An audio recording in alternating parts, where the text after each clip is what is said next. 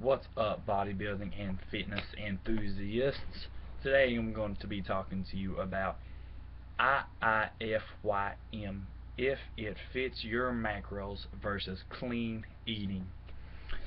And a lot of people have a different viewpoint on this, guys, and my viewpoint is that you kind of have to mix and match. You can't sit there and say, I'm going to eat these clean foods, and what I mean by clean foods is grilled chicken, tilapia, rice, sweet potatoes, stuff like that. You can't say, that's all you're going to eat, because that brings on binge eating.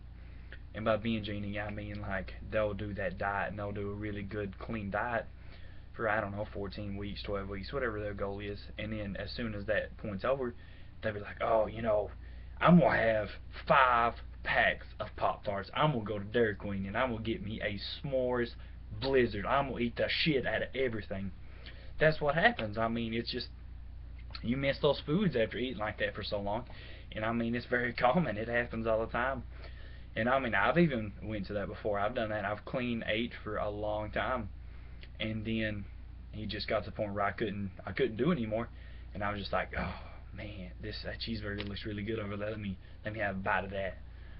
But now I'm gonna talk to you about if it fits your macros, and when I talk about that, it's talking about let's say you have a Pop Tart in one hand. What is it, like 75 carbs, 160 calories or something like that, and you got 30 grams of sugar or something? I'm not sure. And 2 grams of fiber. And I'll touch up on fiber later and why it's so important. But say you're having that, and then your carb intake is 220 grams of carbs a day. So you have 75 carbs in this one Pop Tart. So that leaves you with how many? 100 and 40 carbs for the entire day. So that's what, like two and a half cups of rice or something like that. If you can do that and you don't eat any more sugar in a day, from, I don't really categorize fat-free Greek yogurt as having, unnecessary sugar in it. And unless you're getting ready to compete, sugar to a moderate amount, it's kind of unnecessary to worry about. I'm not saying go out here and intake 150 grams of sugar. That shit's not okay. But what I'm saying is, if it fits your macros, you can eat good all day. Eat those clean foods, but at the same time, enjoy yourself. If you can fit in that Pop Tart, fit it in. Eat the shit out of it. Enjoy that Pop Tart, because it's good food. It's tasty. And when you eat clean for so long, you're craving that stuff. So don't binge eat though. Enjoy the Pop Tart, or enjoy some ice cream or something like that. But don't get excessive with it. Don't eat insane amounts. Eat, I don't know, a bite of ice cream or something like that. Just be careful, because once you eat that bite, it's like, oh, that was really good. Let me eat like 5 more of those. And I mean, it happens to everybody. If it happens to you, just be like, okay, that was my cheat meal for the week. Let me reset and not have one on this planned date that I had planned. And then just eat clean after that, and just count it up as a cheat day, and then don't have the other one, or whenever you had planned on doing it. And the thing about cheat days, or cheat meals, not cheat days, I'm sorry. Cheat days cause more harm than good, because you're sitting there, you're looking at this guy's like, I don't know, ate clean for 4 weeks, ate super clean, he hit his macros on point, on point, on point. And on his last day, he's like, okay, I'm going to have a cheat day. I'm going to eat all this food. I'm going to eat 3 boxes of pizza. I'm going to eat 2 large blizzards, 5 packs of Reese cups. Now think of that. Think of how many carbs, how many sugars, how many excessive amounts of bad he's intaking into his body. His body's going to be like, holy crap, y'all just took all this. What am I going to do? I'm just in shock. And it just was like straight to fat. And you'll gain 5, 8 pounds in a cheat day. And I mean, sure, 3 to 4 of it's probably water from intaking and all that. But that's still, that's 4 extra pounds of body weight that you really don't need on yourself, especially when you're doing a hardcore cut for a show or something like that. Now, my viewpoints is that, you should be very understanding about your diet. My diet is, right now I'm doing a long cut. It's a 22-week cut. I started my cut at basically 2,800 calories, at 230 carbs a day, 300 grams of protein, and 68 grams of fat.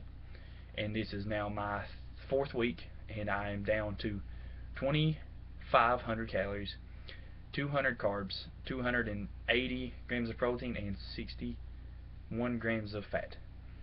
And in 2 weeks, I'll lower it down to 2,400. And I'm cutting it down slowly, because I still have 18 weeks of cutting, and I don't want to go at it too fast. And I'm trying to figure out my body, because this is my first cut, guys. This is my first hardcore cut, and I'm planning on. I started out at 215, and I want to get down to, I would say, right around 185, maybe lower, depending on how I look at that weight. And I'm gonna keep y'all up to date on that progress, and I'm gonna get everybody's viewpoints and saying, oh, I'm still fat. You're still fat at 185. You got to drop lower, and I would understand. And you have to be able to handle constructive criticism. But on the topic of fiber, fiber is so important, because the obvious reason that fiber helps digestion. And digestion is so important, because if you don't have good digestion, your stomach's going to sit there and it's going to fill up with all this food, and if your food is not digesting, all of the nutrients in your stomach is just not getting used. You could eat perfect, and if you're not pooping it out, the shit's going to waste. Literally. It's not good, guys. You gotta have, I would say, 30 to 40 grams of fiber a day for the bodybuilders and athletic people. It may be higher. If you're like 270 pounds of muscle, and of course it's going to go up. I've never been that heavy with pure muscle. I've never been anything like that, so I've never experimented around at that weight. But 30 grams of fiber, and if you can eat it, it's oatmeal and stuff like that. It's loaded in fiber, and every morning I'll have a whole cup of oatmeal to help me with my fiber intake, because of course it's kind of hard to hit. But be careful, guys. You don't want to get out there and you don't want to binge eat. Binge eating's bad. It causes a lot of problems. It can cause eating disorders, and that's something you don't want that's something you just don't want at all. It would make your life harder. And if you're going so long and your body's getting so used to clean eating, if you go out on one of those days and you eat that badly, it's going to shock your body to the point that if you do it often enough and then you go straight back to eating clean, it's setting you up for disaster. And by disaster, I'm talking like diabetes, anorexia, possibly. I'm not sure about that one, but I'm sure if you're eating really bad and then the next day you feel like shit, you don't want to eat, and then your body's like, oh man, I'm done eating for like a week or whatever, because everybody gets that bloated feeling they don't want to eat. But be careful, guys. That's all I can say. And don't forget to like, subscribe, and tell me what you did and what you didn't like. And shoot me an email with a question on what you'd like to see next. I'm going to be hitting y'all up with an arm day video here soon. You want some big guns, boo! I'll show you how to get them. That'll be coming probably within the next week. And I'm going to, I have kick now, so I'm going to post my kick in this video on the comment section.